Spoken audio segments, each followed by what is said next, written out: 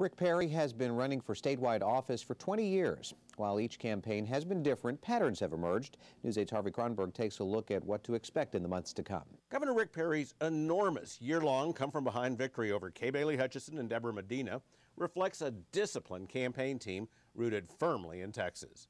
Rick Perry's been in the business of overcoming campaign odds since he began running statewide. He started in 1990 with a win over Democratic populist Jim Hightower. In 1998, he beat the very popular John Sharp by less than 1 percentage point.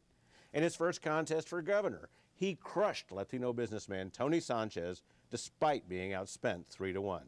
He began the campaign accusing Sanchez of laundering drug money and ended it accusing him of complicity in the torture and murder of DEA agent Kiki Camarena.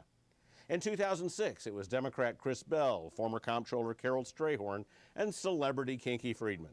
Perry had to avoid mistakes and turn his base out while the three opponents divided the anti-incumbent vote. Perry only won with 39%, but that was what the governor's campaign expected all along. And of course, Hutchison ran a dismal, out-of-focus challenge that collapsed by primary day. Now it's almost a formula. Step one, as with Hutchison, Perry's people are challenging Bill White on his income taxes. Step two of the game plan is to come up with a belittling nickname for your opponent, as in Kay Bailout Hutchison. Bill White is now Mr. Bill, the hapless Saturday Night Live character that was constantly being crushed and abused. Step three, challenge your opponent's competence on what they claim are their core credentials. Thus, we're going to find out how, much to the surprise of Houstonians, former Mayor Bill White mismanaged the city. In fact, the Perry campaign circulated Houston Mayor Annise Parker's quote that the city was facing a financial crunch that will result in employee furloughs and layoffs. Now, I have to confess, the chutzpah of this one actually made me chuckle. The only reason Rick Perry's administration did not lay off state employees in the last 2 years was a $15 billion federal bailout, also known as stimulus dollars.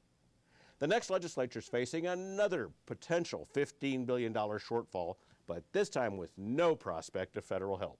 Every state agency is looking at, yep, you guessed it, employee furloughs and layoffs. We've yet to see how the White campaign plans to counter the daily psychological warfare at which Perry team is so good.